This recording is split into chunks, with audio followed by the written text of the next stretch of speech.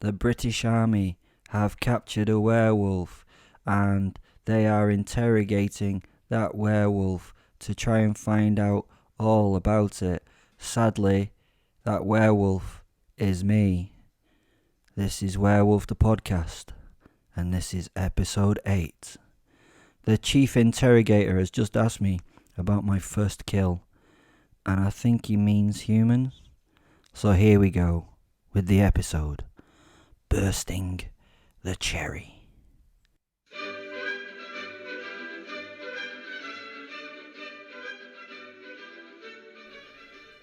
My first human victim was a 4-year-old thing, a boy I think. I'd killed some bugs and a hamster and other stuff well before my 3rd birthday, and Posy was so proud of me. I'd actually spent some quality time torturing that baby bird. I'd found it out of its nest. Posy sat with me and showed me ways to give pain and panic and then how to reduce them and rebuild them again. I mean, it was practice for my future work, apprentice and master. I'd even managed to trap and kill Mr. Goddamn Wrinkles, next door's almost feral feline freak. This hissing ball of furry fury had been my introduction to cats and would be the reason that I would hate and remove them with each and every opportunity that arose. He had been a challenge for a 3-year-old, but I'd trapped him in my pale blue crocheted blankie and beaten him to death with the percussive mallets of my glockenspiel. I'm so happy I managed to work the word glockenspiel into a story somewhere. You don't see a lot of references to glockenspiels in stories. Fenrir had then decided it was time to raise the stakes, as it were. I had a need for more and bigger game to play with and destroy. I wanted to hurt things that knew that it was, what it was like to live, to have consciousness. He had chosen my first murder. It was so exciting to have him give me this opportunity. This first human murder would be my step into the big time. Hey, don't judge me, I was only 3. Oh, and at this point, I have to highlight that I didn't kill the kid because he was cruel to me or made me angry by stealing a toy or hurting me. He did nothing except be there and be vulnerable. It was just that I wanted to hurt someone, and to be honest, I really wanted to kill. The posit had snuffled around it as I watched the child thing. I mean, it was kind of irritating to watch it play with all my stuff. It was really annoying that it played with my stuff. Correction, it was irritating to watch it merely fucking breathe. I felt a little new emotion, a little anger at the existence of this thing. The posit had given him a thorough looking over, then sat by him and just looked interested in what would happen. He smiled and nodded towards me, inviting me to come over and start the hurt. He really did not need to push me into doing anything. He already knew that I was capable of this act. Right, Will, let's do this. Now, it's bigger than you, so it may struggle, but if you do the job very quick, then there will be no struggle with it. He telepathized into my head. It then happened. It seemed like a horrific accident at my mother's home. After the incident, the coroner filed the poor child had unfortunately fallen. During the fall, he'd hit his soft head on the corner of the open drawer in my mother's bedroom. It was such a sad and unfortunate accident to have happened, so rare that this kind of tragedy could strike in the home. My mother and its mother had found us in the room sometime later. They had only left us for a moment to have a refreshing afternoon daiquiri. They were trying so hard to seem posh, so an afternoon cocktail was the way for them to try and do that.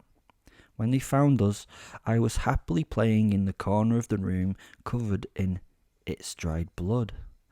They mentally tried to dismiss the fact that I had his blood around my mouth and covering my hands as I sat there.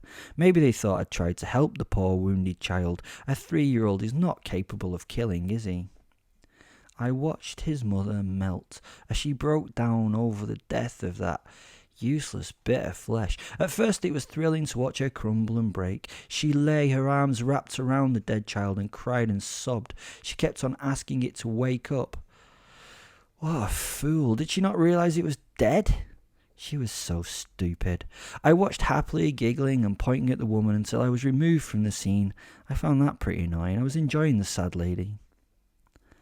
Looking back to the incident, I remember the joy of walking up to the dumb kid and taking his head in both my hands. I then looked at Fenrir, and he nodded and smiled as he first looked at me, then the toddler's skull.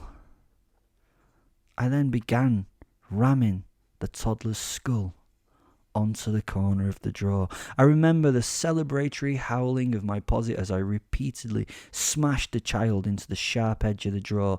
The crunch of its skull was palpable each time it hit. The excitement climaxed as it went from crying and moaning to still and silent. I remember placing my hand over its mouth and nose, trying to make it quiet, feeling the breath slow down and become shallower. Its pathetic struggles were gone. I held it firm as I looked into its eyes, watching that poor little innocent creature fight for life and seeing the confusion in its little mind at the pain and anguish that I had created. I was watching for that moment where the more romantic of you would say that its soul left its body. Whatever you think about these things, I watched it die and to be there no more. I'd destroyed something and I knew that it could never be fixed. I had changed the world. I had destroyed something pure and innocent. It was the loss of my virginity in a way, and it was truly amazing and needed to be repeated. Lots. It was my first human kill.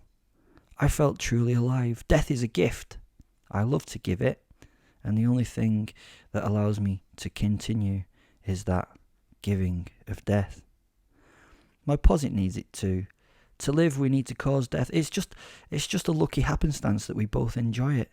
My posit chose well in me. He sat by me as I was sat in the room after the fact. He told me of his pride in what I'd done. He loved me.